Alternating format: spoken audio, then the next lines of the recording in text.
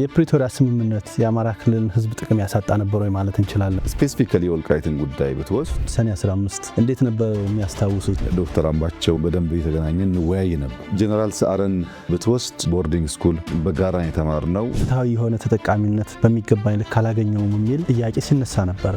የአማራ ህዝብ እንደ ህዝብ በጠላትነት ፈርጆ የኖረው ማን ነው? ለሴራ ጎንጓኞች የጦር መሳሪያ የሚያስታጥቀው ሀገር ሴቱ ነው። ሚኒሊክ ካለ ጎበና፣ ጎበና ካለ ሚኒሊክ ዘመናት ኢትዮጵያ መፍጠር የሚችሉበት ምንም አይነት እድል የለውም።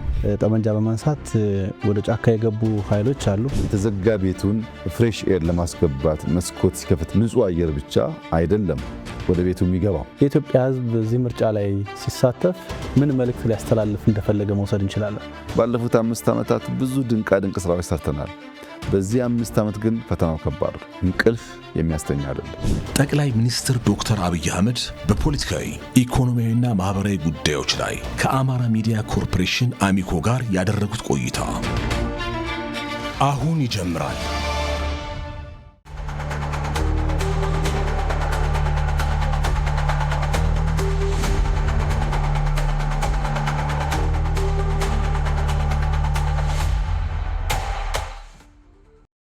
ጤና ይስጥልኝ ተመልካቾቻችን፣ ሙሉቀን ሰጥዬ ነኝ። በዛሬው ዕለት የአማራ ሚዲያ ኮርፖሬሽን አሚኮ ከኢፌዴሪ ጠቅላይ ሚኒስትር ክቡር ዶክተር አብይ አህመድ ጋር ቆይታ ያደርጋል። በቆይታችን በሀገራችን ዋና ዋና ጉዳዮች በተለይ ደግሞ አማራ ክልልን የተመለከቱ ፖለቲካዊ፣ ኢኮኖሚያዊና ማህበራዊ ጉዳዮች ላይ አተኩረን ቆይታ እናደርጋለን። አብራችሁን ክቡር ጠቅላይ ሚኒስትር ጊዜዎትን አጣበው ከአማራ ሚዲያ ኮርፖሬሽን ጋር ቆይታ ለማድረግ ስለፈቀዱ ክብር ይሰማናል። እጅግ አመሰግናለሁ። እኔም ስለጋበዝከኝ እጅግ አድርጌ አመሰግናለሁ። በጣም አመሰግናለሁ። ለመግቢያ የማደርገው ጥያቄ በኢትዮጵያ ታሪክ ውስጥ የአማራና የኦሮሞ ህዝብ አብሮ የመኖር ታሪክ እንዲሁም በሀገር ግንባታ ላይ የነበራቸውን አስተዋጽኦ እንዴት ይታያል የሚለውን ጥያቄ እንደ መግቢያ ወስጀዋለሁ። በኢትዮጵያ ውስጥ የሚኖሩ ህዝቦች በዘመናት መካከል አብረው ሲኖሩ በብዙ መልኩ የተጋመዱ፣ የተሳሰሩ፣ የተጋቡ፣ የተዋለዱ እና በጋራ የኖሩ ናቸው ሁሉም።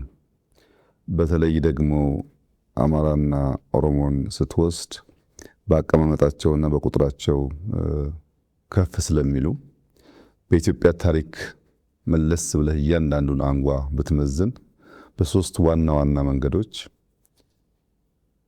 በስፋት የተጋመዱ መሆናቸውን ታያለህ። አንደኛው በጋብቻ ነው። ግለሰቦች ለንግድ ለውጊያ ሲንቀሳቀሱ አንዱ ከአንደኛው እያገባ የመዛመድ ልምምዳቸው ሰፊ ነው። ሁለተኛው የፖለቲካል ጋብቻ ነው። ፖለቲካው በኢትዮጵያ ታሪክ ውስጥ በነበረው ቆይታ ወንበር ለማጽናት በሚደረግ ጥረት ሰፋፊ የፖለቲካ ጋብቻዎች ተፈጽመዋል። ሶስተኛው ደግሞ ባህላዊው ጉዲፈቻ ነው። ብዙዎች በነገስታት ደረጃ የምናያቸውም ጭምር በጉዲፈቻ ምክንያት በዚህም በዚያም ወገን ሰፊ መስተጋብሮች፣ አብሮ ማደጎች፣ ባህል መጋራቶች በኦሮሞም በአማራም ህዝቦች መካከል የቆየ ልምምድ ነው። ጥቂት ምዕተ ዓመታት ወደ ኋላ መለስ ብለን የኢትዮጵያን ታሪክ ብንመለከት ለምሳሌ የሸዋ ሱልጣኔቶች የሚባለው ዘመን 350 ዓመት ገደማ ቆይቷል። የሸዋ ሱልጣኔቶች በመንግስት በፈጠሩበት ከባቢ ላይ በስፋት ኦሮሞዎች፣ አማሮች፣ አርጎባዎች፣ ጉራጌዎች፣ ሌሎችም ብሔሮች ያሉባቸው አካባቢዎች ናቸው። በዚያ 350 ዓመት ጉዞ ውስጥ ብዙ ስብጥር፣ ብዙ መጋመድ እንደነበረ መገመት ይቻላል። ኋላም የኢፋትን ሱልጣኔት ብንወስድ ከ130 ዓመት በላይ ቆይቷል። ከሸዋ እስከ ዘይላ የሚዘረጋ ሱልጣኔት ነው። በዚህ ቆይታ ውስጥ እንደዚህ ያለ ከፍተኛ የሆነ መስተጋብር እንዳለ መገመት ይቻላል። ከጎንደሪያን ፔሪድ በፊት ሰርጸ ድንግል መካከል አካባቢ ተነስቶ እስከ ምጽዋ በነበረው ዘመቻ ሰፊ ጦር ይዞ ስለሄደ በዚያ ሂደት ውስጥም ከዚህ አካባቢ ወደ ሰሜን ብዙ መዋለዶች መዋሃዶች እንደነበሩ ታሪክ ይናገራል። የጎንደሪያን ፔሪድ ብቻውን ግን ወስደህ ብታይ የነዚህ ህዝቦች በዘመናት መካከል በፖለቲካል ጋብቻ እና ጉዲፈቻ የነበራቸውን ውህደት በደንብ ማየት ትችላለህ። ሱስንዮስን ብትወስድ በዚህ አካባቢ ያደገ ሰው ነው። ከዚህ ዘምቶ ነው ወደዚያ አካባቢ የነገሰው። በኋላ ከአጼ ባካፋን ብትወስድ፣ ኢዮአስን ብትወስድ ቅድም ያነሳሁት ወይም ጉዲፈቻ ወይም ጋብቻ የሚታይባቸው ነገስታት ናቸው። በነበራቸው ቆይታ ውስጥ እንደዚህ ያለ ውህደት ታይቷል። በኋላ ከጎንደር ፔሪድ በኋላ የየጁ ዳይናስቲን ብትወስድ እንደዚሁ ከመቶ ዓመት በላይ የቆየ ዳይናስቲ ነው። በዛ ውስጥም ከየጁ የተነሱ ወደ ጎንደር ወደ ጎጃም ሰፊ ውህደቶች ነበሩ። በወሎ ጎንደር፣ ጎጃም፣ ሸዋ መካከል ሰፊ እንቅስቃሴና መዋሃዶች እንደነበሩ ያ ታሪክ ያሳያል። ሰምተህ እንደሆን ስማቸው ጎላ ጎላ ብለው የሚነሱ ራስ አሊ ቀዳማይ፣ ራስ አሊ ካላይ፣ ራስ ጎክሳ የሚባሉ ሰዎች የነበሩባቸው ዘመኖች ማለት ነው። ከዚያም በኋላ የወሬመኖ የሚባል ዳይናስቲ በስፋት በታሪካችን ውስጥ ይነገራል። ይሄም ከ200 ዓመት በላይ የቆየ ዳይናስቲ ነው። በተለይ በደቡብ ወሎ አካባቢ እዛ በነበረው ቆይታም እንደዚሁ ወደ ሸዋም ወደ ጎንደር ጎጃምም ከፍተኛ ውህደት እንደነበር ያሳያል። በዚያ ዘመን ውስጥ ስማቸው ገኖ ከሚነሱ ሰዎች አንዷ ወርቂቱ ስሟ ጎልቶ ይነሳል።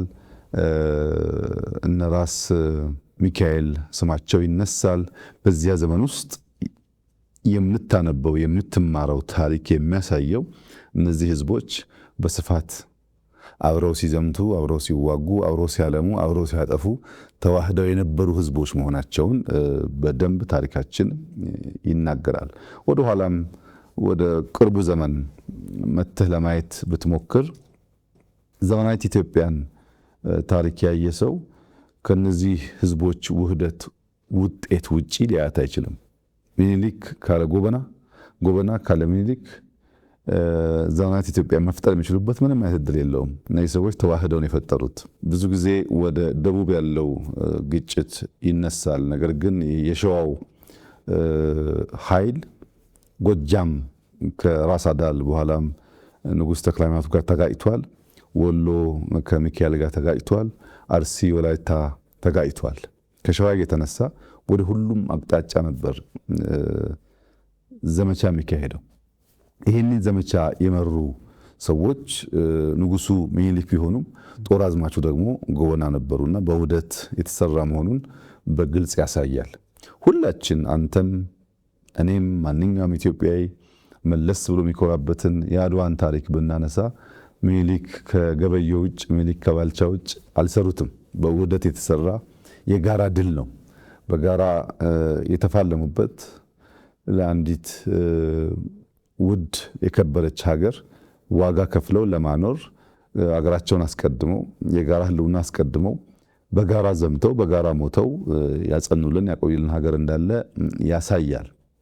በህዝቦች ደረጃም እንኳ ብትወስድ እንደ ማህበረሰብ አርሶ አደሮች በፊውዳል ስርዓት ላይ ማመፅን ብትሰማ የጎጃም ገበሬዎች አመፅ ትልና የባሌ ገበሬዎች አመፅ ሲባል ትሰማለህ።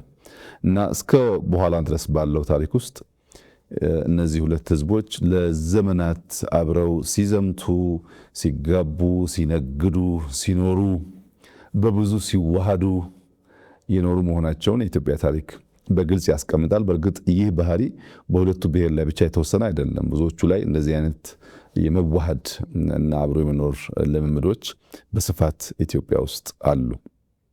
በጣም ጥሩ። ወደ ሁለተኛው ነጥቤ ልለፍ። ክቡር ጠቅላይ ሚኒስትር፣ እንግዲህ የአማራ ክልል ሁኔታ ስናየው በአጭር ጊዜ እንኳን ከለውጡ በፊትና ለውጡ ከመጣ በኋላ ብለን መክፈል እንችላለንና የአማራ ክልል ሁኔታ በእነዚህ የሁለት ምዕራፎች እንዴት ነው የሚገለጸው የሚል ጥያቄ ማንሳት ፈልጋለሁ። ከዚህኛው ለውጥ ቀደም ብሎ ኢትዮጵያ ውስጥ በተደረጉ ለውጦች የአማራ ህዝብ እንደ ማንኛውም የኢትዮጵያ ህዝብ ለውጥ እንዲመጣ፣ የፖለቲካ ስሪታችን እንዲሻሻል፣ የኢኮኖሚክ ጉዞአችን እንዲፋጠን፣ ህዝቦችን ያቀፈ እንዲሆን ትግል ሲያደርግ ነበር።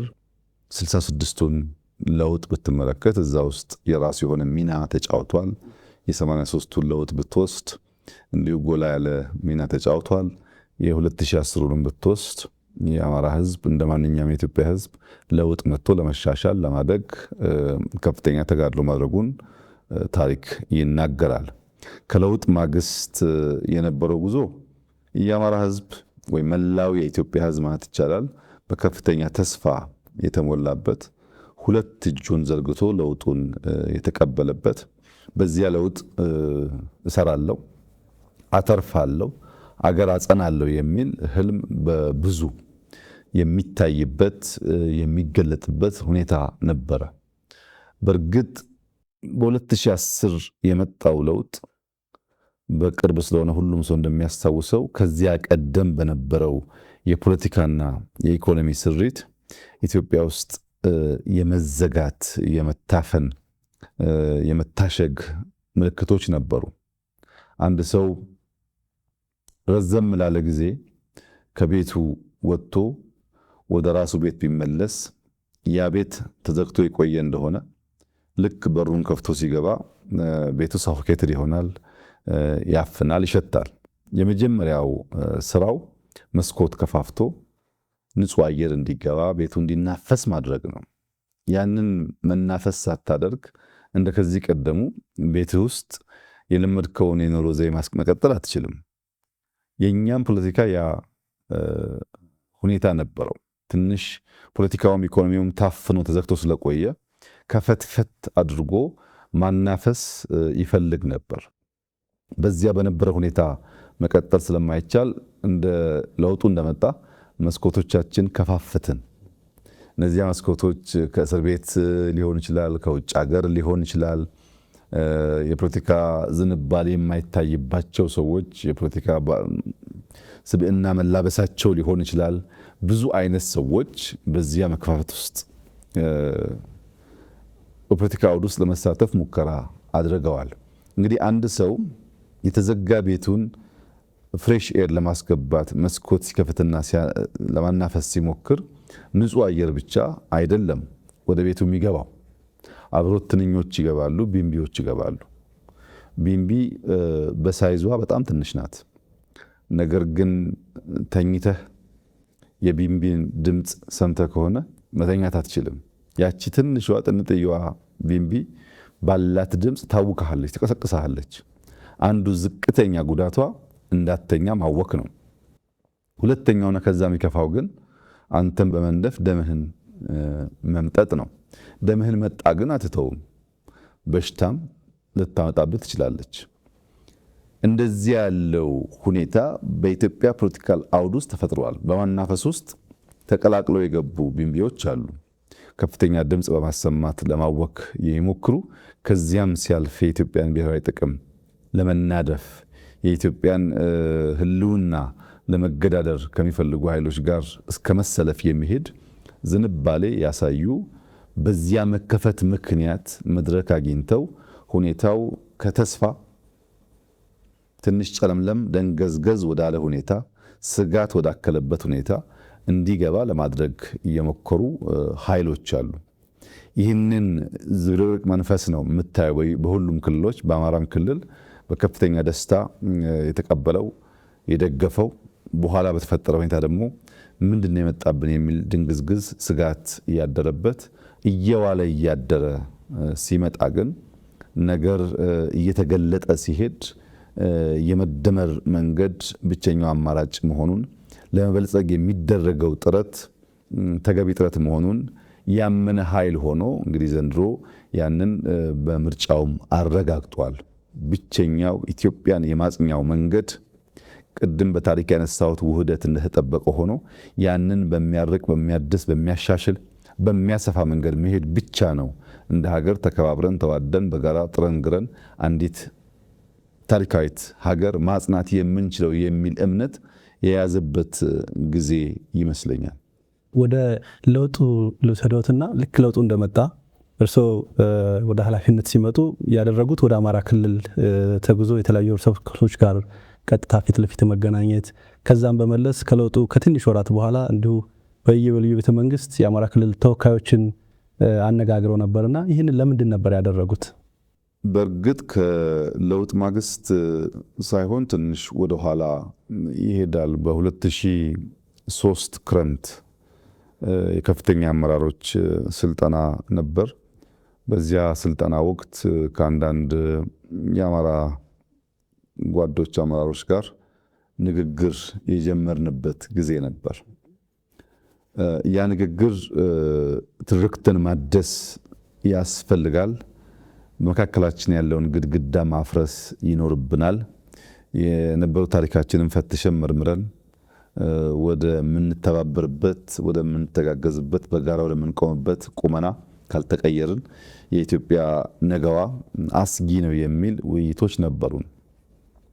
የውይይቱን ሂደት መለስ ብዬ ሳስታውስ አሁን ኢትዮጵያ ውስጥ የሚታዩ የተለያዩ ኃይሎች መሰብሰብ፣ መጣመር፣ ያልተቀደሰ ጋብቻ፣ ብዙ ርቀት የማይሄድ ጋብቻ አይና የእኛን ሁኔታ አስታውሳለሁ። እኛ ያኔ የነበረን ውይይት በሶስት አንጓ የተከፈለ ነው።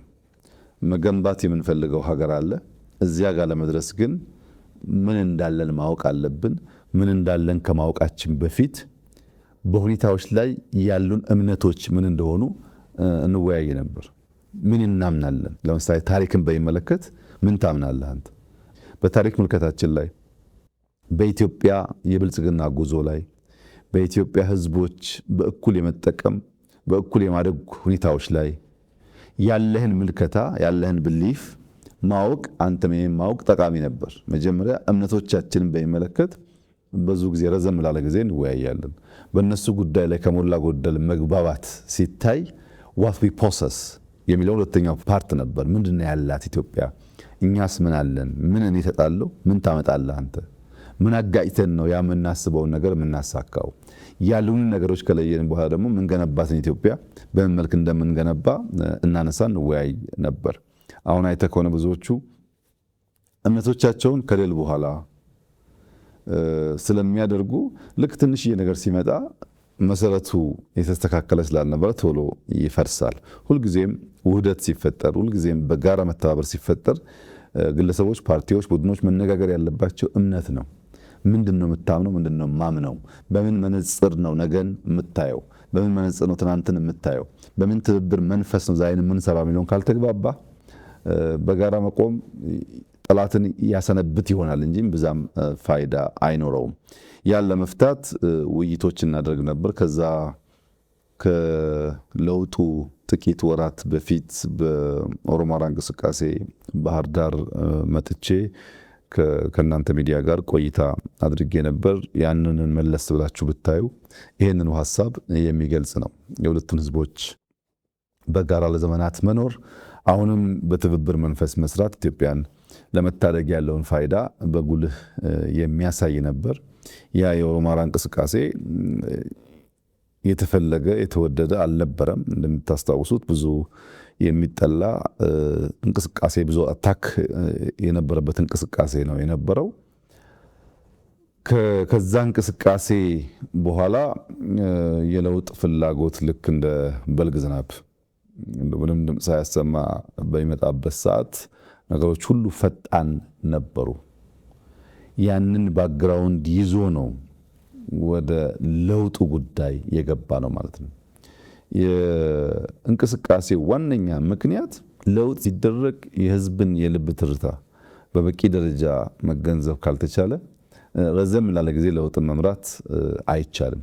ምንድነው እኔም አስበዋለሁ፣ ጓደኞቼ የሚያስቡት አለ፣ የምናውቀውና የገባን ነገር አለ። ግን ያልገቡን ነገሮች ደግሞ እንደዚሁ ሊኖሩ ስለሚችሉ የሰውን ጥያቄ፣ አስተያየት፣ እምነት እኛ ረዘም ላለ ጊዜ ስንወያይባቸው የነበሩትን ጉዳዮች ማሱ እንዴት እንደሚያያቸው ለመገንዘብ የመጀመሪያው ስራ በየቀጠናው ሄዶ የህዝቡን የልብ ትርታ ማድመጥ ነበር እና የመጀመሪያ ጉዞ የአማራ ክልል ወደ ጎንደር ነበር።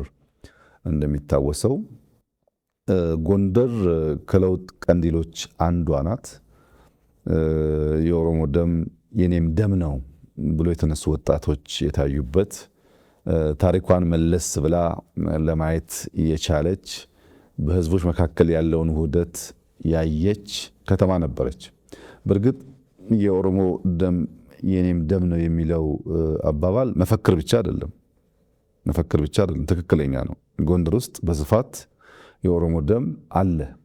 ቅድም ባነሳኋቸው ጋብቻዎች ምክንያት ብዙ ውህደቶች አሉ እና እዛ በመሄድ የህዝቡን ሁኔታ ለማድመጥ ሞክሬያለሁ። ከዚያ በኋላ በብዙ ከተሞች በባህር ዳር፣ በደሴ፣ በኮምቦልቻ፣ ደብረ ብርሃን፣ ወልዲያ፣ ደብረ ማርቆስ በኋላም የተውጣጡ ሰዎች እዚህም መጥተው ለሶስቴ ተወያይተናል። በዚያ ውይይት ውስጥ ህዝቡ ምን ይፈልጋል የሚለውን ለማየት ከፍተኛ ጥረት ተደርጓል። እንደኛ ባለ ታፍኖ በቆየ ፖለቲካ ውስጥ የሚደረግ ለውጥ ከህዝብ ጋር መወያየትና የህዝብን ልብ ትርታ ማድመጥ የሚያስፈልግበት ምክንያት ለምሳሌ የቻይናን ለውጥ ከማኦ በኋላ ዴንግ ሲመጣ የነበረው ሁኔታ ብናይ ከሞላ ጎደል ይመሳሰላል። ፖለቲካው የታፈነ ነው፣ ኢኮኖሚው የታፈነ ነው፣ ረሃብ አለ፣ ችግር አለ። ከ800 ሚሊዮን ያላነሰ ህዝብ በከፍተኛ ድህነት ውስጥ ይኖራል። ለዜጎች ምግብ ማቅረብ የሚቻልበት ሁኔታ አልነበረም። አይዲዮሎጂ ጎልቶ በትብብር ማልማት ሁለተኛ የሆነበት ሁኔታ ነበር። ይህን ጉዳይ ለመፍታት ዴንግ እንደመጣ ያደረገው ኢኮኖሚውን መከፋፈት ነበር።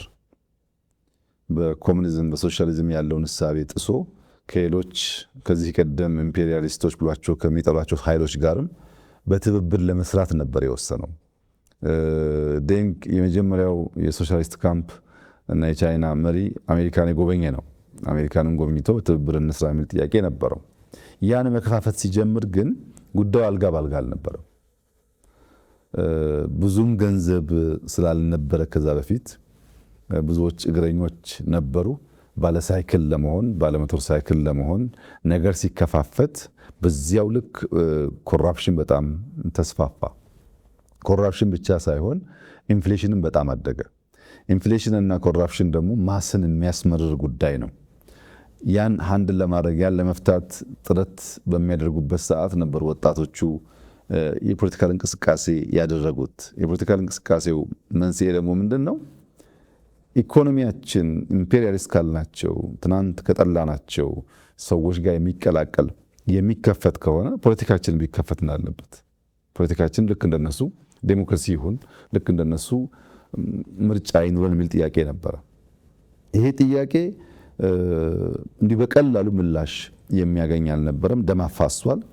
ምክንያቱም በነ ዴንግ እምነት ጠንካራ መንግስት፣ ዲሲፕሊንድ ፓርቲ፣ ረዘም ላለ ጊዜ የሚጸና መንግስት ካልፈጠርን በቀር ቻይና ውስጥ ያለውን ችግር አንፈታም የሚል እምነት ነበራቸው። በርካታው ሰው በድህነት ውስጥ ስላለ ኢኮኖሚክ ኦፕን አፑን እንጂ ፖለቲካል ኦፕን አፑን አይቀበሉም።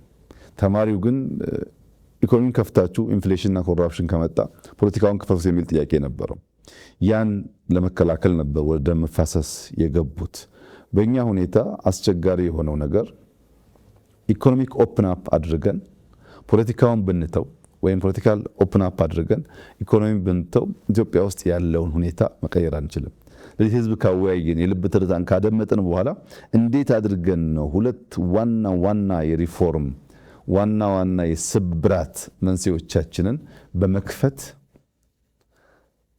ምናስባትን ሀገር ልንሰራ የምንችለው የሚለውን ነገር ዲዛይን ለማድረግ ያ ውይይት በእጅጉ አስፈላጊ ነበር። ብዙ ተምረንበት ሰሜን፣ ምዕራብ፣ ምስራቅ፣ ደቡብ ብትሄድ የኢትዮጵያን ፍላጎት ከሞላ ጎደል የሚቀራረብ መሆኑን አይተን ከዚያ በኋላ ነው እንግዲህ መደመር በተሟላ ቅርጽ ወጥቶ የኢትዮጵያ ብቸኛው መንገድ በተደመረ መንገድ ወደ ብልጽግና መጓዝ ነው። ካልበለጸገች ካልተደመረች ህልውናዋ አደጋ ውስጥ ሊገባ ይችላል ወደሚል መንግስታዊ ንድፍ የገባ ነው ማለት ነው። በጣም ጥሩ። አንድ ክስተት ልመልሶት ነው። ከለውጡ በኋላ እንደሚያስታውሱት ክቡር ጠቅላይ ሚኒስትር አማራ ክልል ላይ ከሚታወሱ ታሪኮች ውስጥ አንድ ሰኔ 15 የሚባል መጥፎ ታሪክ አለንና እንዴት ነበር የሚያስታውሱት? ለምንድን የተከሰተው ብለው ያስባሉ እርስዎ? ደግሞ ከለውጥ ማግስት ስለነበረ ከኢትዮጵያ ፖለቲካም ጋር ያለው ተጽዕኖ ቀላል የሚባል አይደለምና እንዲሁም ደግሞ አሁን የአማራ ክልል ያለበት ሁኔታ ምን የሚታወቅ ነው። ለአሁን ላለበት ሁኔታ አስተዋጽኦስ ያበረከተ ነበር ብለን መውሰድ እንችል ይሆን? የሰኔ 15ቱ ክስተት መነሾ አድርጌ የምወስደው ቤዚክሊ ከሁለት ጉዳዮች የሚመነጭ ይመስለኛል። አንደኛው ስሁት ግምገማ ነው። አንድ ነገር ለማሳካት የምትሰራው ግምገማ በበቂ ዳታ ላይ በበቂ ኢንፎርሜሽን ላይ ያልተመሰረተ ከሆነ ጉጉት ይቀድምና መሻት ይፈጥንና ወደዚያ ለማድረስ የሚገባህን መንገድ በትክክል ዲዛይን ሳታደርግ ጥፋት ታመጣለህና ስሁት ግምገማ አንዱ ችግር ይመስለኛል። ይሄ እዛ ላይ በቃ ሳይሆን ከዛ በኋላም በተደጋጋሚ የምናየው ችግር ነው። ሁለተኛው ችግር በሁለት እግር ማነከስ ነው። ለውጥ ተቀብለህ ኃላፊነት ተቀብለህ የህዝብ አደራ ተቀብለህ በሌላ መንገድ ደግሞ ያልተቀደሰ ጋብቻ የመደበኛ ኃይሎች ጋር አድርገህ እዚህም እዚያም ለመሆን የሚፈለግ ሁኔታ በአንዳንድ ሰዎች ይታይ ስለነበረ ያም የፈጠረው ይመስለኛል። ግምገማውም ችግር አለ፣ እንደገና ደግሞ በሁለት እግር ማነከሱም አለ። እዚህ ተቀምጦ እዚያ ሆኖ ደግሞ እዚህ የመሻቱ ፍላጎት የተቀላቀሉ ነገሮች አሉ። በአንድ መንግስት ወይም በአንድ ፓርቲ እቅድ የሚመራ ስብስብ ሳይሆን እቅዱን ከተለያየ ሶርስ የሚወስድ ኃይል ያለበት ግን በጋራ የሚነጋገር የሚሰበሰብ የሚወያይ በዛ ሂደት ውስጥ ደግሞ ጥፋት ሊያመጣ የሚችል ክስተት ሆኗል። እንግዲህ ቅድም ላነሳልን እንደሞከርኩት የኢትዮጵያ ህዝቦች የመዋሃድ ታሪክ ቢኖራቸውም አብረው የመዝመት ታሪክ ቢኖራቸውም በዘመናት መካከል ስልጣን ሲመጣ በኃይል አልጋ ሳይጸና የመገዳደር ፍላጎት የባህላችን አንዱ አካል ነው። በልጅ ኢያሱ ዘመን መለስ ወደ ታሪክ ብታገላብጥ ይሄን ነገር በቀላሉ ማየት ትችላለህ። በጃንሆይ ጊዜ የታህሳስ ግርግር የምንለውን በኋላ 56 ላይ ያጋጠመውን ብንወስድ የዚሁ ተቀጽላ ነው። በደርግ ዘመን 1981 ያየነው መሰል ባህሪ ነው። በኢህአደግ ዘመን መጠኑ ዝቅ ያለ ቢሆንም በ2001 አካባቢ መጠነኛ ፍላጎቶች ተንጸባርቀዋል። በእኛም ጊዜ በሰኔ 2010 16 ላይ ከለውጡ 2 ወር 3 ወር በኋላ መሰል ሙከራዎች በመስቀል አደባባይ ተካሂደዋል። እዚህ በኢትዮጵያ ታሪክ ውስጥ ሁልጊዜም በኃይል ፍላጎትን ማሳካት፣ በኃይል ስልጣን ለመያዝ መሞከር፣ ሰው በመግደል ስልጣን ለመውረስ መሞከር ነበር ማለት ነው። የሰኔ 15ቱን ከነዚህ ከላይ ከዘረዘርኳቸው ክስተቶች ለየት የሚያደርገው በክልል ደረጃ በከተማ ደረጃ ዝቅ ብሎ ለመፈጸም የተሞከረ ሙከራ ነው። በክልል ደረጃ እንደዚህ ያለውን ጉዳይ ፈጽመህ ምን ታሳካለህ የሚለው ጉዳይ ቅድም ያልኩት የስሁት ግምገማ ውጤት አካል ይመስለኛል። እንዴት ታስታውሰዋለህ? እንዴት ይታወሳል ላልከው የታሪካችን የጠባሳችን አካል አድርጌ ነው የማስታውሰው። በሶስት መንገድ ጠባሳ ጥሎብን አልፏል። አንደኛው ባጣናቸው ግለሰቦች የለውጥ ኃይል የቼንጅ ኤጀንትስ የሚባሉ በለውጥ ውስጥ ከፍተኛ ሚና ያላቸውን ሰዎች ያሳጣ ክስተት ነው። ለምሳሌ ዶክተር አምባቸውን ብትወስድ 2003 ጀምሮ ንግግር እናደርግ ነበር ካልኩ ሰዎች አንዱ ነው። አምባቸው በዚያ ጊዜ በነበረን ውይይት ከፍተኛ ጉጉት ነበረው ለለውጥ። ግን እምነቶቻችንን ምንድነው ያሉን፣ እንዴት እናሳካቸዋለን፣ መቼ እናሳካቸዋለን የሚለውን ነገር ለመወያየት ከ2003 በኋላ አማራ ክልል እያለ ተደጋጋሚ ሲመጣ እንገናኝ ነበር። በኋላ ሁለታችንም የካቢኔ አባላት ሆነን በደንብ እየተገናኘን እንወያይ ነበር። ዝም ብሎ ኦቨርናይት የተፈጠረ ነገር አይደለም። ብዙ ምክክሮች፣ ውይይቶች፣ የተለያዩ ሰዎች በውስጥ እያቀፉ መሄዶች ነበሩበት። ጀነራል ሰዓረን ብትወስድ ሰዓረ አጋጣሚ ሆነው ቀደም ብሎ ሃይ ስኩል ቦርዲንግ ስኩል በጋራ የተማርነው አንድ ትምህርት ቤት ነበር። ትምህርት ቤቱ ደግሞ ቦርዲንግ ስለነበረ ቀንም ማታም የመገናኘት እድል ነበረን። ረዘም ያለ ጊዜ ትውውቃለን። በኢትዮ ኤርትራ ጦርነትም ከዚያም በኋላ ባሉ አጋጣሚዎች አልፎ አልፎ የመገናኘት የመነጋገር ልምዶች ነበሩን፣ ቅርብ ነበረን። ለውጡ ሊመጣ ጥቂት ጊዜ ሲቀረው የለውጡ ዋዜማ ገደማም በተደጋጋሚ እንገናኝ ነበር። በተለይ ግን በተለየ መንገድ እንዲታወስ ከማስታወስበት አንዱ ነገር ታስታውስ እንደሆነ የጠቅላይ ኤታማዦር ሹሙንና የደህንነት ኃላፊውን በአንድ ጀንበር ለማንሳት የነበረው ውሳኔና የለውጡ አካል ከመጀመሪያው ከእቅዱ ጀምሮ የተሳተፈበት ብቸኛው ሰው ሰዓረ ማለት ይቻላል። ብዙ ሰው ጉዳዩን አያውቀውም። ሰዓረ በእቅዱም በሂደቱም ተሳትፎ ነበረው። በዚያ ደረጃ ለቼንጅ ኤጀንት የሚታመን ሰው ነበር ማለት ነው። ሌሎቹንም ብታነሳቸው እነ ምግባሩ በዚያ ደረጃ ይታያሉ። በቅርበት ከኔ ጋር የሰሩት እነዚህ ቢሆኑም በዚያ ጊዜ ያጣናቸው ሰዎች ለለውጥ ኤጀንት ሆኖ ማገልገል የሚችሉ ቢቆዩ ብዙ የሚያበረክቱ ሰዎች ናቸው። አንዱ ጠባሳ ይሄ ነው። ሁለተኛው በኢትዮጵያ ፖለቲካል ትምምን ውስጥ የፈጠረው ጠባሳ ነው። ፖለቲካል ትረስት በጣም እንዲቀዘቅዝ አድርጓል። በሰዎች መካከል፣ በቡድኖች መካከል አብረህ እየኖርክ አብረህ እየሰራህ አብረህ እየተሰበሰብክ የመተማመን ዝንባሌው በእጅጉ እንዲቀንስ አድርጓል። ያም በጣም መጥፎ ጠባሳ ነው። አብረህ ስለ ሀገር ከምትመክረው ሰው አደጋ ያጋጥመኛል እያሰብክ መምከር በእጅጉ ትምምንን የሚቀንስ ጉዳይ ስለሆነ እንደ አንድ ክስተት ጠባሳ ሊታይ ይችላል። ሶስተኛው ባህል ነው። የኢትዮጵያን የፖለቲካል ባህል አበላሽቶታል። ቀድሞ የነበረ ነው፣ ያን አስቀጥሏል። ከንግግር ከውይይት ይልቅ በመሳሪያ በጉልበት ግለሰቦችን በማፈን በመግደል ስልጣን ማረጋገጥ ማጎናጸፍ ለመሞከር ያለውን ልምምድ የሚያስቀር መሆን ሲገባው የሚያስቀጥል መሆኑ በሶስተኛ ደረጃ በጠባሳነት አየዋለሁ። ክስተቱ ይበልጥ የሚያሳዝነው እና አሁንም ቆም ብለን ማየት የሚገባን ገዳይም ሟችም ሁለቱንም ኃይሎች በጀግንነት ያወሳ የፖለቲካል ዲስኮርስ የታየበት ነው።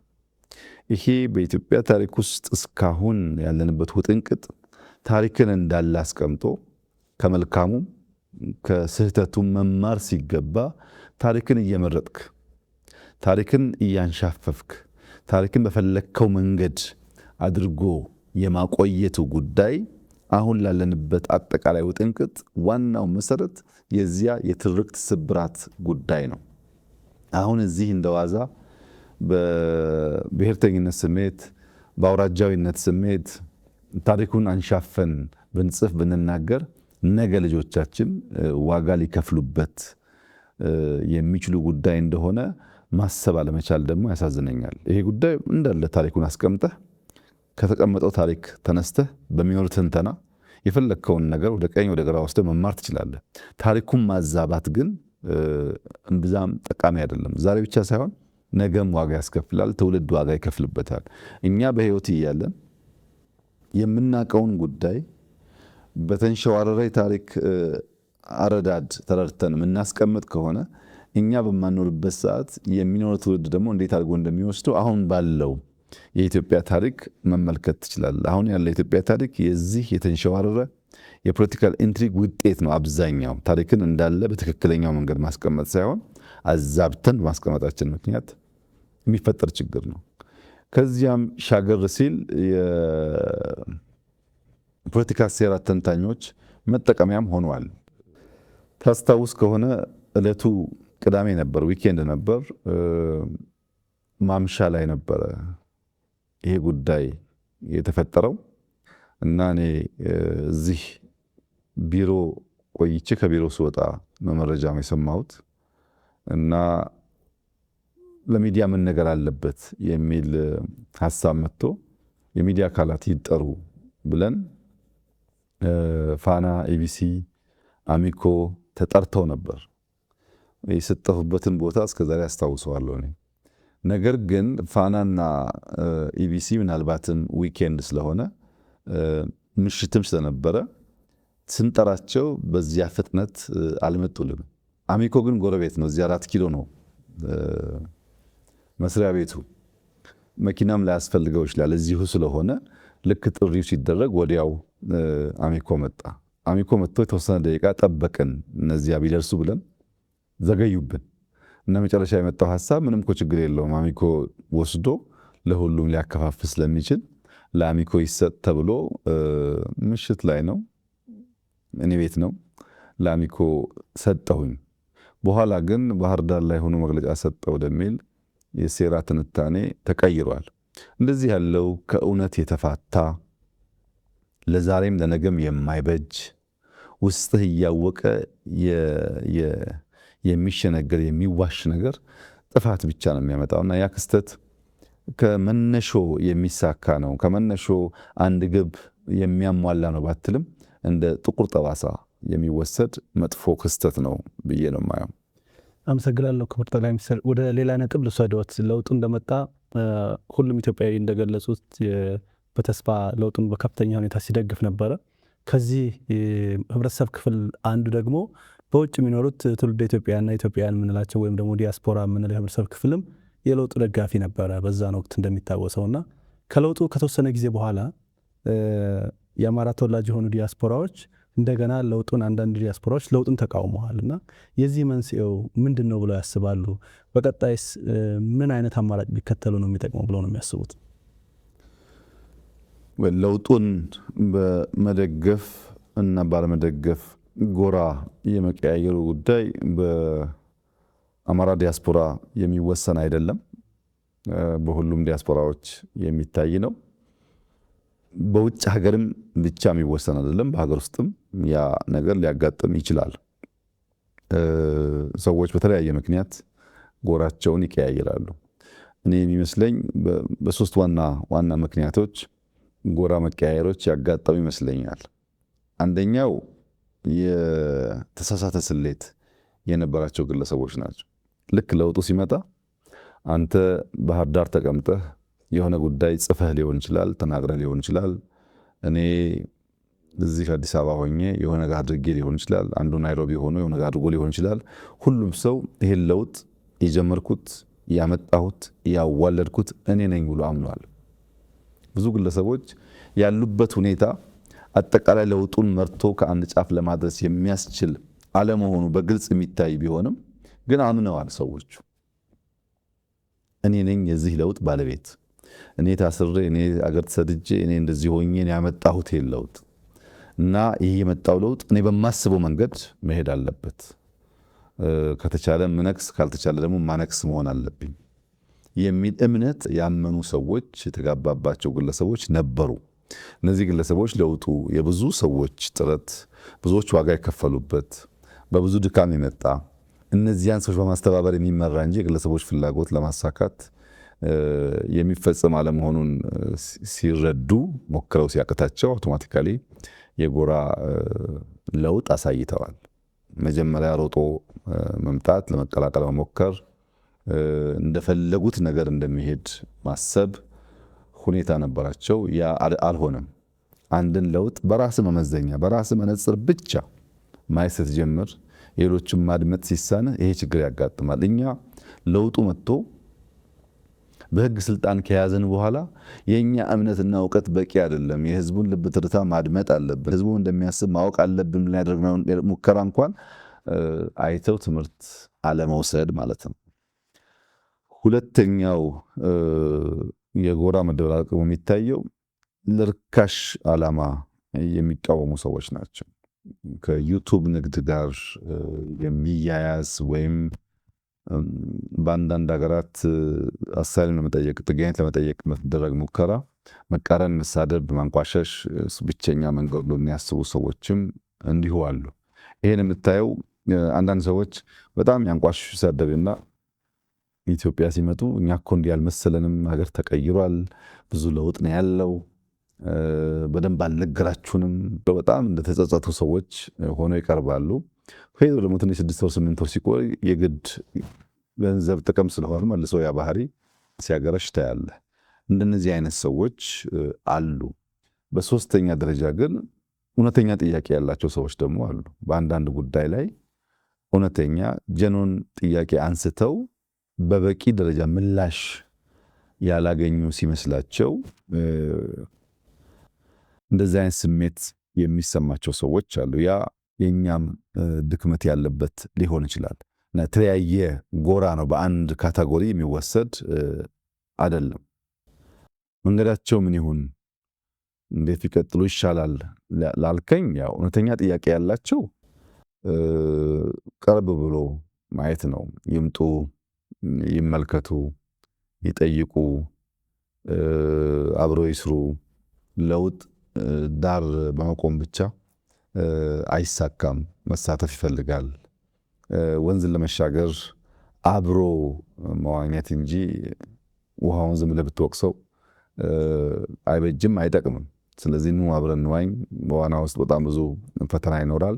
በዛ ሂደት ውስጥ ነው ትክክለኛውን ነገር የምታገኙት ብዬ ነው መክረው። በተሳሳተ መልኩ በተሳሳተ ስሌት ውጤቱን የገመቱ ሰዎች የኢትዮጵያን ነባራዊ ሁኔታ ያኔ ብቻ ሳይሆን አሁንም የተገነዘቡ አይመስለኝም።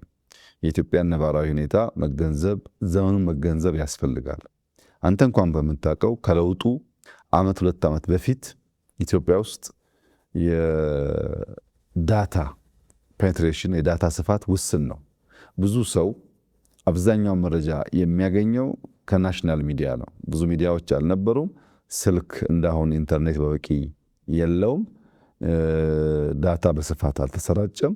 ብዙ መረጃ የሚሰራጭበት መንገድ ውስን ነው። አንተ ብቸኛው ተናጋሪ ልትሆን ትችላለህ። አሁን በጣም ብዙ ተናጋሪ፣ ብዙ ተንታኝ፣ ብዙ አዋቂ ያለበት ጊዜ ነው።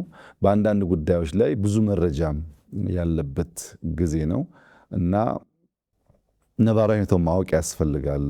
ለውጥ የአንድ ሰሞን ድግስ አይደለም፣ ሂደት ነው። በዚያ ሂደት ውስጥ ብዙ ጉዳዮች ሊቀያየሩ ይችላሉ። ረጅም መንገድ መሆኑን አምኖ ራስን አስተምሮ ራስን አጀስት ማድረግ የሚያስፈልግ ይመስለኛል። ጫና መቋቋም የሚሳናቸው ለጊዜያዊ ችግር ሲሉ ደግሞ ሸብረክ የሚሉ ሰዎች ጥጃው ሳይወለድ በረቶ አይዘጋም። መከራው፣ ችግሩ፣ ሂደቱ በአጭር ጊዜ ውስጥ የሚፈጸም ስላልሆነ ለርካሽ ዓላማ ለርካሽ ጥቅም ሲባል ከቁም ነገር መጉደል አይሆንባችሁ። ታሪክ መስራት የሚያስችል ሁኔታ ካለ ለዚያ መሄድ፣ ያም ካልተቻለ ደግሞ ከታሪክ ቀኝ መቆም እንጂ ላነሰ ለወቅታዊ ችግር ሲባል ብርታት በማጣት አቋም በማጣት የሀገርን ጥቅም በመወላወል ማሳጣት ጥቅም አለው ብዬ ብዙ አላምንም። በዚህ መንገድ ቢኬድ ይሻላል ብዬ አስባለሁ። ስራው እስከተሰራ ድረስ ውጤት እስካለ ድረስ የሰው ልጅ የማየት የማመዛዘን አቅም እስካለ ድረስ እውነታው እየተገለጠ መሄዱ አይቀርም ብዬ አምናለሁ። አመሰግናለሁ ክቡር ጠቅላይ ሚኒስትር። ወደ ሌላው ነጥብ ልለፍ። ብልጽግና እንደ ፓርቲ የመደመር መንግስትም እንደ መንግስት ሲመጣ የአማራ ህዝብ ይፈታቸዋል ይመልስልናል ብለው ሲያነሷቸው ወይም ተስፋ ያደርጓቸው ጥያቄዎች ነበሩና እነሱን ከመመለስ አንጻር ምን ተከናውኗል ብለው ያስባሉ? ብዙ ጊዜ ደግሞ የአማራ ህዝብ ከሚያነሳቸው ጥያቄዎች መካከልም እንዳብነት ከወሰንና ከማንነት ጋር የሚገናኙ ጉዳዮች ዛሬም ድረስ አልተፈቱም፣ ረጅም ጊዜ ወስደዋል እየተባለ ይነሳል። ይሄ ደግሞ የአማራ ህዝብ ለብልጽግና መንግስት የሚኖረውን ድጋፍ እንዲቀንስ እምነቱን እንዲላላ ያደርገውም ወይ የሚለው ላይ ማብራሪያ እንዲሰጡኝ ይፈልጋሉ።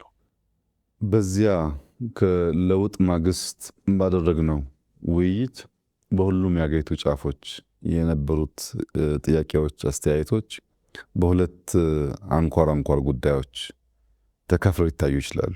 አንደኛ ፖለቲካ ጥያቄ ነው። ሁለተኛ ደግሞ የመልማት ጥያቄ ነው። ልማትና ፖለቲካ ናቸው ጎልተው በተለያየ ቋንቋ በተለያየ መንገድ የሚነሱት። በአማራ ክልል የነበረውን ጥያቄ ከዚህ ተለይቶ የሚታይ አይደለም። የመጀመሪያው የፖለቲካ ጥያቄውን ብንወስድ በሁለት ከፍለን ማየት እንችላለን። ራሱ የፖለቲካውን ጥያቄ አንደኛው ረዥም ጊዜ የሚወስድ ዘላቂ መፍትሄ የሚሻ አስተማማኝ ሰላም ማረጋገጥ የሚፈልግ ከአንድ ብሔር፣ ከአንድ ክልል፣ ከአንድ ፓርቲ በላይ ማሳተፍ የሚፈልጉ ጉዳዮች አሉ።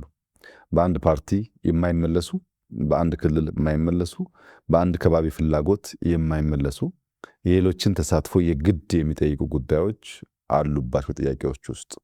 ለምሳሌ ህገ መንግስት በሚመለከት ባንዲራው ላይ ጥያቄ የሚያነሱ ሰዎች አሉ። አንቀጽ 39 ላይ ጥያቄ የሚያነሱ ሰዎች አሉ። በወሰን ጉዳይ በወሰን ይገባኛል ጥያቄ የሚያነሱ ሰዎች አሉ። እንደነዚህ ያሉ ጥያቄዎች ሙሉ እይታን ዘላቂ ሰላም የሚያረጋግጡ ምላሽን ማምጣት ይጠይቃሉ። እንዲሁ ሰምተህ ወዲያው የምትመልሳቸው ጉዳዮች ሳይሆኑ ሂደት ይፈልጋሉ። ለዚያ ረዘም ላለ ጊዜ እንግዲህ በውይይት እንደቆየን ይታወቃል። እያንዳንዱ የራሱ ችግር ስላለበት ለምሳሌ ከነዚህ ጥያቄዎች ውስጥ ስንቶቹ እንደሆኑ ባላቅም ብዙዎቹ በሀገራዊ ምክክሩ ምላሽ ሊያገኙ እንደሚችሉ ተስፋ አደርጋለሁ። ነገር ግን ሐረርጌ ሄደህ የተጠየቀውን ጥያቄ እዛው ምላሽ እሰጣለሁ ብትል ወለጋ ስትሄድ ጥያቄ ሊወልድ ይችላል። ወላይታ ሶዶ ሄደህ ተጠይቀህ ለዚያ ምላሽ እዛው እሰጣለሁ ብትል ጎንደር ስትሄድ ጥያቄ ሊወልድ ይችላል። ከዚህ ማሳያ አንዱ የወልቃይት ጥያቄ ነው። የወልቃይት ጥያቄ ረዘም ላለ ጊዜ ይገባኛል ጥያቄ በአማራ ክልል ሲነሳ ቆይቷል። ይህንን ጉዳይ የሁለቱም ክልል ህዝቦች ያሳተፈ ያወያየ በህገ መንግስቱ መሰረት በሪፍረንደም የተረጋገጠ ለዘላቂ ሰላም መነሾ የሚሆን ካልሆነ እድል አግኝቻለሁና አሁን ላፈላርግ ብትል ሲቀየር ይበላሻል። ለምሳሌ ከዚህ ቀደም የፌዴራል ክልል ስሪት ሲሰራ በህዝቦች ውይይት ቢሆን ያ ነገር የተፈጸመው ለረጅም ጊዜ ጥያቄ ሆኖ አይቀጥልም ነበረ። ያን ስህተት የሚደግም ነገር ነው። አሁን ስለሚመች እናርገው የሚል ጥያቄ የሚነሳበት መንገድ ውይይት ይፈልጋል። ስፔሲፊካሊ የወልቃይትን ጉዳይ ብትወስድ በትግራይ በኩል ያለው ጥያቄ ፌዴራል መንግስት ስርዓት ውስጥ በትግራይ ክልል ይተዳደር ነበር። በጦርነቱ ምክንያት ነው ያንን ቦታ ያጣ ነው። አሁን ደግሞ ለአማራ ህዝብ ህልውና እንታገላለን የሚሉ ኃይሎች ሁሉ ውሰዱት፣ አብረናችሁ እንዋጋለን፣ ይገባችኋል እያሉን ነው። እየከለከለን ያለው የፌዴራል መንግስት ነው። የፌዴራል መንግስት ከዚህ ጉዳይ ራሱን ቢያወጣ እኛ በማንኛውም መንገድ በኃይልም ይሁን በሰላም ቦታችንን እናስመልሳለን። እንቅፋት የሆነብን የፌዴራል መንግስት ነው እንጂ ለዚያ ህዝብ የሚታገሉ ወገኖችም ጭምር ለዚያ ህዝብ እንታገላለን ባዮች ጭምር እንድንወስድ ፈቅደው የዚያ ትግል ተባባሪና አጋር ሆነዋል። እናንተ ናችሁ እንቅፋቱ ይላሉ። ወደ አማራ ክልል ደግሞ ስትመጣ ከጦርነት በኋላ በፌዴራል መንግስት ውክልና የሚተዳደረው የወልቃይት ክልል በህግ አግባብ በተሟላ መንገድ ወደ አማራ ክልል መመለስ ሲገባው የፌዴራል ክልል መንግስት አልመለሰም ብለው ያስባሉ። ሁለቱም ጋር ጥያቄ አለ ማለት ነው። ይህንን ጥያቄ የምንፈታው አንዱን ወገን በማስደሰት ለአንዱ ወገን ምላሽ በመስጠት አንዱን ከጥያቄው ጋር እንዲቆይ ብናደርገው ዘላቂ ሰላም አያመጣም። የጊዜ ጉዳይ እንጂ መልሶ ግጭት ይፈጥራል።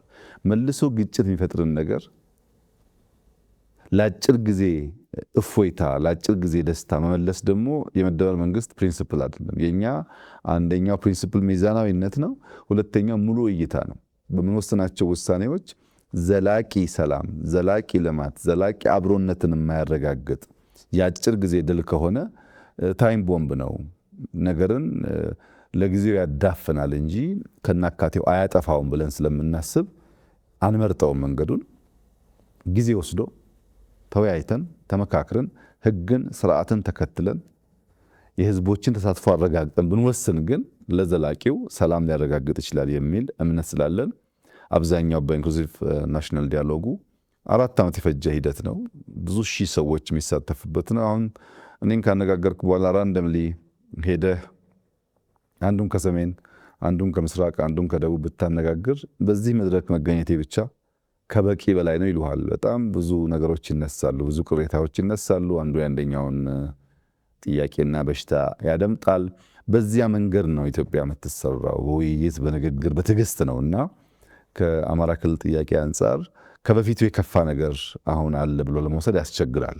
በፊት የአማራ ክልል ወልቃይት ወደሚለው አካባቢ መጓዝ አይችልም። ዛሬ ቢያንስ መሄድ ይችላል፣ ሰው መጠየቅ ይችላል። እንደው በህግ ተጠቅሎ የአማራ ክልል ነው ባይባልም ለመንቀሳቀስ የሚከለክል ነገር የለም። ሌላው ደግሞ በምክክር በውይይት ትግራይንም አሳትፈን እነሱም የኛ ወገኖች ናቸው፣ ኢትዮጵያውያን ናቸው።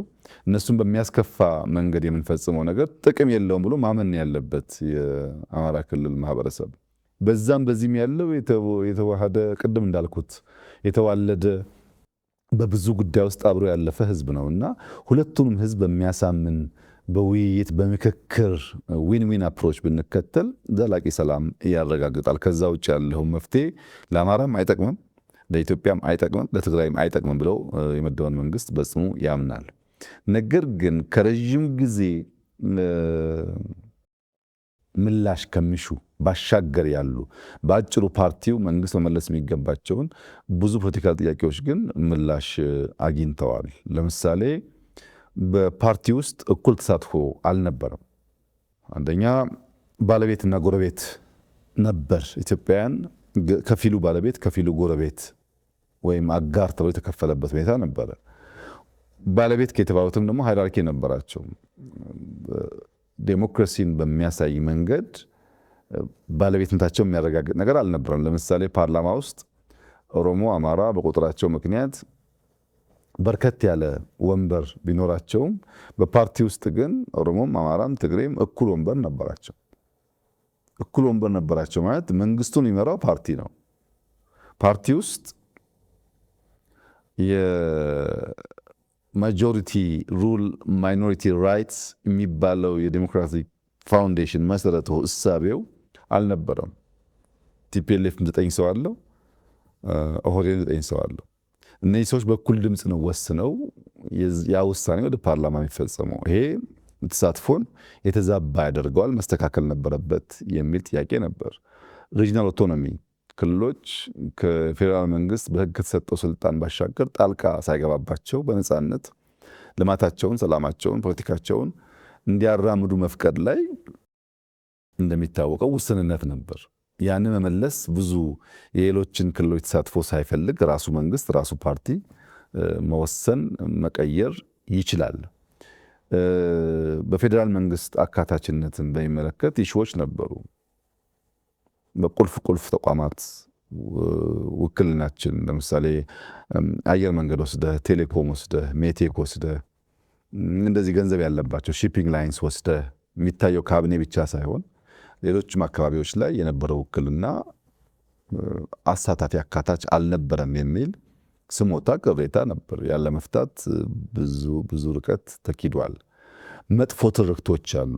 አንደኛው እንደ ገዢ፣ እንደ ጨፍጫፊ፣ እንደ አጥፊ የሚወስድ ትርክት አለ። ይሄ ደግሞ በዘላቂነት ኢትዮጵያን እያጠፋ እየከፋፈለ ነውና ትርክት ማድረቅ አለብን፣ ማስተካከል አለብን የሚል ጥያቄ ነበር። እሱን ለመፍታትም የውስጥ ውይይት የመንግስት ውሳኔ በቂ ስለነበረ ማድረግ ተችሏል። ሌሎች የፖለቲካ ኃይሎች ወይም አመለካከት ያላቸው ፓርቲዎች በመንግስት ስርዓት ውስጥ ማሳተፍ፣ ኢንክሉሲቭ መሆን ችግር አለ፣ አሸንፍ ያለውና በቃ እኔው ብቻ ነኝ የማስተዳድረው የሚል እሳቤዎች ኢትዮጵያ ውስጥ አሉ። ያም ጎጂ ነው የሚል ነገር ነበር። እንደምታስታውሱት በካቢኔያችን የሚፎካከሩ ፓርቲዎች ገብተው በጋራ ነው ባለፉት 5 ዓመታት ሀገር የመራ ነው። ያም በቂ አይደለም። በፓርላማ ውስጥ ተሳትፎ ያንሳል። ይሁነን ብለን ሌሎች ኃይሎች እንዲሳተፉ መልቀቅ አለብን፣ ማሳተፍ አለብን የሚል ምናልባት ኤክሰፕሽናል የሆነ ውሳኔ አሁን እንደ ዋዛ ብናየው ነገ ደግሞ ማግኘታችንን እናያለን።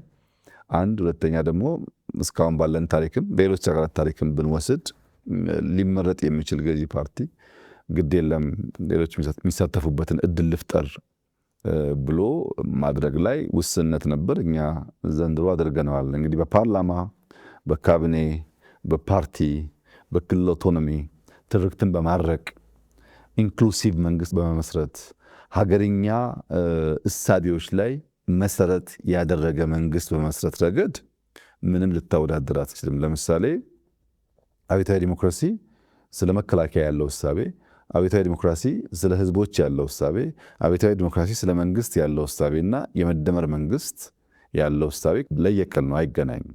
የመደመር መንግስት መነሾ ቢያንስ 4 ኢትዮጵያ ውስጥ የምናውቃቸውን መሰረታዊ እምነቶች፣ ልምምዶች፣ ባህሎች እንደ መነሾ ይወስዳል። አንደኛው ቅኔ ነው። ቅኔ ኢትዮጵያ ውስጥ አንድ ሰው በሰምና በወርቅ በግልጥ ሊትራሊ በሚተረጎምና በማይተረጎም መንገድ የሚናገርበት ቋንቋ ነው። ምስጢር አዘል ቋንቋ ነው። ያን ምስጢር አዘል ቋንቋ የማይረዳ መንግስት ከሆነ ከህዝብ ጋር ሊግባባ አይችልም። ካልተግባባህ ደግሞ ካልተነጋገር ካልተደማመጥክ ደግሞ እምነት አይፈጠርም። ህዝብህን ለማድመጥ የኢትዮጵያ ህዝብ የሚናገርበት ዘዬ፣ ልምምድ፣ ባህል ሌሎች ሀገሮች ከምናውቀው ለየት ይላል። ቅኔ የሚባል በሁለት መንገድ የሚተረጎም ልምምድ አለው። ይህንን እንደ አንድ የኮሚኒኬሽን ብሪጅ አድርጎ ይወስዳል የመደመር መንግስት። ሁለተኛው የተበተኑ ሀብቶች አሉ። ፍራጃይል የሆኑ እውቀቶች፣ የሰው ኃይል ካፒታል አለ። ይህን ሰብስቤ ይህንን ደምሬ አንድ አዲስ ነገር እንዲከሰት ኢመርጅ እንዲያደርግ እሰራለሁ የሚል መንግስት ነው። ይህን የመሰብሰብ የመደመር ዝንባሌ ደግሞ ደቦ ከሚባል ከኢትዮጵያ አርሶ አደሮች ልምምድ እንደ አንድ ፋውንዴሽን ይወስደዋል። ደቦ ማለት እርሻ ደርሶብኛል ተባብረን እንረስ፣ አብራችሁን የኔን ስራ ስሩልኝ የሚል የኢትዮጵያ ልምምድ ነው። ይሄ ለኛ ለምናስበው እሳቤ በእጅጉ ያግዛል። ሶስተኛው በታሪካችን ውስጥ ቅድም እንዳነሳሁት በየጊዜው ግጭቶች አሉ። ሰላማዊ ጉዞ ብቻ አይደለም ያለው። የእምነት፣ የብሔር፣ የመሬት ይገባኛል፣ የተለያየ ስልጣን ይገባኛል ግጭቶች ነበሩ። እነዚህን ግጭቶች እየፈታ ያቆየበት መንገድ የሪኮንሲሌሽን ካልቸራችን ሽምግልና፣ ካሳ፣ እርቅ፣ ይቅርታ የሚባሉ ነገሮች አሉት። ይህንንም እንደ አንድ ፋውንዴሽን የመደመር መንግስት ይወስዳል። በሀገራችን እኮ ድል በሀብት አለ፣ ሽምግልና የሚባል እርቅ አለ፣ ይቅርታ አለ፣ ካሳ አለ። ይህንን እንደ መሰረት በወስደው በውስጥ ያሉትን ቅራኔዎች ለመፍታት ያግዘኛል። ደቦ ተሰብስቤ ለመስራት፣ ቅኔው ከህዝብ ለመደማመጥ። ግን ይሄ በመጀመሪያው ሌየር ላይ ፈርስቲር ላይ ያለው የሀገር ግንባታ መንገድ ብቻውን በቂ አይደለም። ኢንስቲትዩሽን ግንባታ ደግሞ ያስፈልጋል። ለኢንስቲትዩሽን ግንባታ ደግሞ ገዳን እንደ መሰረት ይወስዳል። ገዳ ለብዙ መቶ ዓመታት ብዙ አይነት ጥቃት እየደረሰበት ከልጅ ልጅ ሲወራረስ የቆየ መንግስታዊ ስርዓት ነው። ይሄ መንግስታዊ ስርዓት የስልጣን ገደብ የሚያረጋግጥ፣ ግልጽ የስልጣን ክፍፍል የሚያረጋግጥ፣ አንተም መስራት ያለብን እኔ ማድረግ ያለብኝን ያኛው ማድረግ ያለበትን በግልጽ የሚያስቀምጥ፣ የስልጣን አወራረስ ሂደቱ ሰላማዊ መሆን ብቻ ሳይሆን ሰው የማዘጋጀት ሂደቱም ከፍተኛ ልምድ ይገኝበታል። ይህን ተቋማዊ ልምድ ደግሞ እንደ አንድ መሰረት እንወስዳለን። ለተቋም ገዳን ብንወስድ፣ ለኮሚኒኬሽን ቅኔን ብንወስድ፣ ለሪኮንሲሌሽን ሽምግልናን ብንወስድ፣ አብሮ ተባብሮ ለመስራት ደግሞ ደቦን ብንወስድ አብዛኛው ጉዳዮቻችን ምላሽ ያገኛሉ ብሎ ነው የመደመር መንግስት ከሀገርኛ ብሂል፣ እውቀት፣ ካልቸር የመነጨ ለእኛ በቂ ምላሽ መሆን የሚችል እሳቤ ላይ ቆሞ የመንግስት ስሪቱን የነደፈው እና በእንደዚህ ያለው ጉዳይ በጣም ትላልቅ ምላሾች ተሰጥተዋል። ሌላው ደግሞ እኛ የምንመልሰው ልጆቻችን የሚመልሱት ጉዳይ ሊኖር ይችላል። ሁሉም ነገር በአንድ ጀንበር ስለማይመለስ አንዳንዱን በትዕግስት ማየት ለአማራም ሌሎችም ህዝቦች አስፈላጊ ጉዳይ ይመስለኛል።